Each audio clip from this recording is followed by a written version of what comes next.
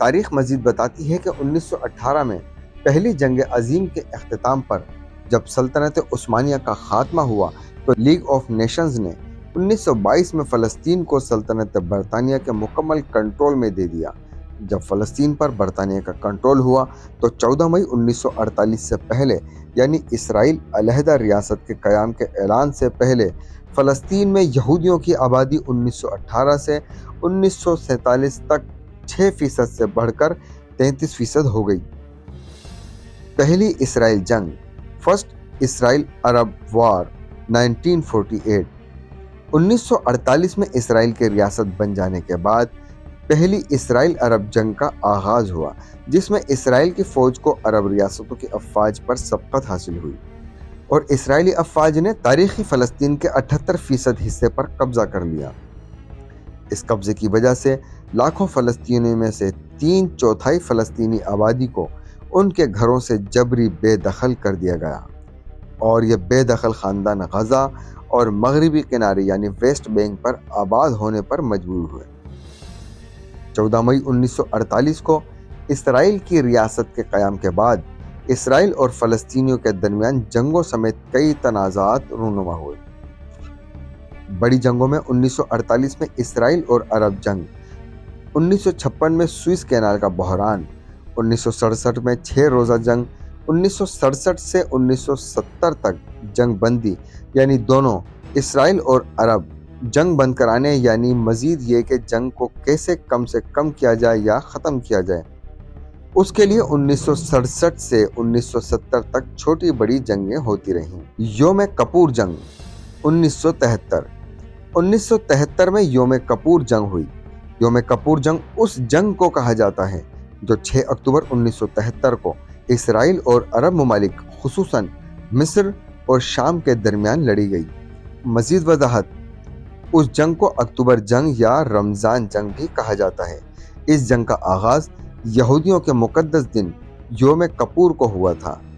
6 اکتوبر 1973 کو یوم کپور کے دن عرب اتحاد نے یہ جنگ شروع کی تاکہ اسرائیل کے قبضے کیے گئے ان علاقوں کو اسرائیل سے واپس لیا جائے جن پر اسرائیل نے 1967 کی 6 روزہ جنگ کے دوران قبضے کیے تھے۔ اس طرح عرب اتحاد کی فوجیں سوئس کینال پار کر کے سینائی پینسولیا میں داخل ہوئیں۔ اس پر ابتدائی طور پر اسرائیل پریشان تو ضرور ہوا، مگر اس نے اپنے آپ کو دوبارہ منظم کیا اور دوبارہ حملہ کر کے عرب اتحاد کی فوجوں کو پیچھے دھکیل دیا۔ یہ جنگ تقریباً 3 ہفتوں تک جاری رہی اور بالآخر جنگ بندی پر ختم ہوئی۔ اس کے بعد 1982 میں اسرائیل اور لبنان کے درمیان جنگ ہوئی۔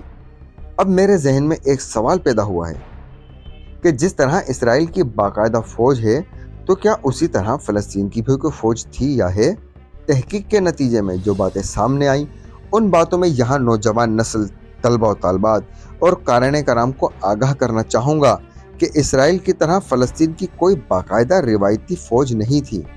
تاہم فلسطین پر اسرائیل کے قبضے کے بعد فلسطین کی آزادی کے لیے فلسطینی کاز سے وابستہ مسلح گروہ اور فوجی دستے ضرور قائم ہوتے رہے ہیں، جیسے فلسطین لبریشن آرگنائزیشن PLO اور اس کا مسلح ونگ اور فلسطین لبریشن آرمی PLA۔ یہ وہ گروہ ہیں جو مسلح مزاحمت، گوریلا جنگ اور دیگر قسم کی فوجی سرگرمیوں میں مصروف ہیں۔ یہاں یہ بتانا بہت ضروری ہے کہ صورتحال بہت پیچیدہ ہے۔ اس تنازع میں بہت سے دیگر چند چھوٹے بڑے بین الاقوامی ممالک بھی بالواسطہ یا بلا واسطہ شامل ہو چکے ہیں۔ مزید ایک سوال یہاں اور پیدا ہوتا ہے کہ فلسطین نے کیا کبھی اسرائیل پر فضائی حملے کیے ہیں؟ تو اس کا جواب انتہائی سادہ اور آسان ہے کہ نہیں، ہرگز نہیں، کیونکہ فلسطین کے پاس فضائیہ یعنی ایئر فورس کا وجود ہی نہیں پایا جاتا، تو وہ اسرائیل پر فضائی حملہ کیسے کر سکتا ہے؟ دوسری طرف اسرائیل کے پاس خطے میں جدید ترین فضائی افواج ہیں جو ٹیکنالوجی کے لحاظ سے دنیا کے ترقی یافتہ ممالک سے زیادہ یا برابر کی صلاحیت رکھتی ہیں۔ اسرائیل نے خطے میں متعدد مرتبہ فضائی حملے کیے ہیں۔ اب یہاں ایک اور سوال یہ بھی پیدا ہوتا ہے کہ کیا فلسطین کے پاس بھاری توپ خانہ ہیوی آرٹلری ٹینکس کی صلاحیت موجود ہے؟ تو اس کا جواب بھی یہ ہے کہ نہیں، ہرگز نہیں۔ ایک مقبوضہ علاقے کے طور پر فلسطین کے پاس ना तो भारी तोप खाना है, ना ही टैंक्स हैं। दूसरे अल्फाज में उसे इस तरह बयान किया जा सकता है कि फ़लस्तीन के पास इसराइल जैसी फौजी सलाहियतें नहीं हैं, जबकि दूसरी जानिब इसराइल के पास एक बाकायदा फौज के साथ साथ टैंक्स, बख्तरबंद गाड़ियाँ यानी आर्म व्हीकल्स और भारी तोपखाने हेवी आर्टिलरी समेत फौजी साजो सामान की एक वसी रेंज मौजूद है।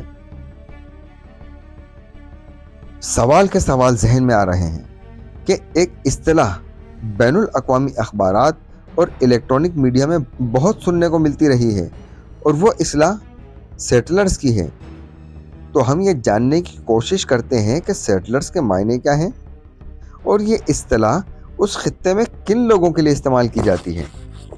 तहकीक के मुताबिक सेटलर्स के मायने आबादकार के हैं और आबादकार की इस्तिलाह उन इसराइली शहरियों के लिए इस्तेमाल होती है जिन्हें मशरिकी यरूशलेम समेत मगरबी किनारे यानी वेस्ट बैंक के मकबूजा फ़लस्तीनी इलाकों में कम्युनिटीज़ के नाम पर कायम की गई नाजायज़ बस्तियों में लाकर आबाद किया गया। ये बरसों से आबाद फ़लस्तीनियों के वो इलाके थे जहां से फ़लस्तीनियों को ताकत के ज़रिए बेदखल किया गया था। यहूदी आबादकारों की ये बस्तियां बैनुल अक़वामी क़वानीन के तहत गैर कानूनी तस्वुर की जाती हैं। लिखते लिखते एक और सवाल जहन में आया कि इसराइली अफवाज ने कितनी बड़ी तादाद में फ़लस्तीनियों को ताकत के जोर पर जिबरी तौर पर उनके इलाकों पर कब्जा करके उन्हें उनके बसे बसाए घरों से बेदखल किया। तहकीक के जवाब में जो कुछ मिल सका उसका खुलासा ये है कि इसराइल फ़लस्तीन तनाज़े के नतीजे में गुज़िश्ता 75 बरसों में फ़लस्तीनियों को बहुत ही बड़ी तादाद में नकल मकानी पर मजबूर किया गया। फ़लस्तीनियों को उनकी बरसों से आबाद बस्तियों से जिबरी बेदखली का सिलसिला 14 मई 1948 को रियासत इसराइल के क़याम के बाद से ही शुरू नहीं हुआ, बल्कि फ़लस्तीनियों की जिबरी बेदखली का ये सिलसिला 1917 से ही शुरू हो गया था। इसका सबूत ये है कि 2 नवंबर 1917 को बरतानिया के सेक्रेटरी खारजा आर्थर बिलफोर ने बरतानिया में यहूदी कम्युनिटी के बाअसर रहनुमा लॉर्ड रोथशाइल्ड को जंग अजीम अव्वल के इख्तिताम से 1 साल कबल एक ख़त लिखा था। उस वक्त सल्तनत बरतानिया के बादशाह जॉर्ज पंजुम थे, जिनका पूरा नाम जॉर्ज फ्रेडरिक अर्नेस्ट एल्बर्ट था, जबकि जंग अजीम अव्वल 11 नवंबर 1918 को ख़त्म हुई थी। उस वक्त सल्तनत बरतानिया ने सल्तनत उस्मानिया के तुर्क कबाइल को शिकस्त से दो चार करके फ़लस्तीन पर कब्जा कर लिया था। आर्थर बिलफोर ने लॉर्ड रोथशाइल्ड के नाम पर अपने ख़त में दुनिया भर में मुकीम यहूदियों के लिए फ़लस्तीन में कौमी घर तामीर करने की तजवीज़ देते हुए लिखा था कि बरतानवी हुकूमत की जानिब से मैं आपको सिहोनी यहूदियों की हिमायत में यह बयान भिजवा रहा हूँ जो काबीना के सामने रखा गया और इसकी मंजूरी दी गई।